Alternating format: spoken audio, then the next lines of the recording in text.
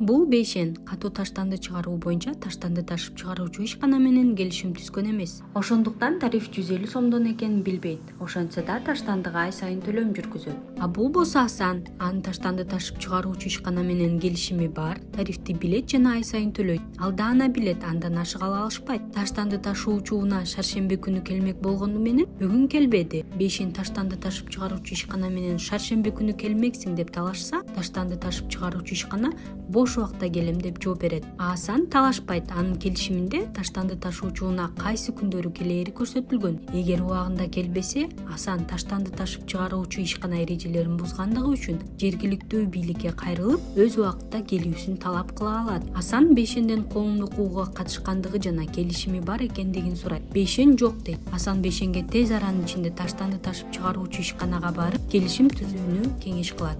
Урматтуу тургундар, сиздердин Кочкор айылында көрктөндүрүү жана абаттоо эрежелери кабыл алынып, жергиликтүү кеңеш таштанды кызматынын тарифин ар бир кожолукка 150 сомдон бекитип берген.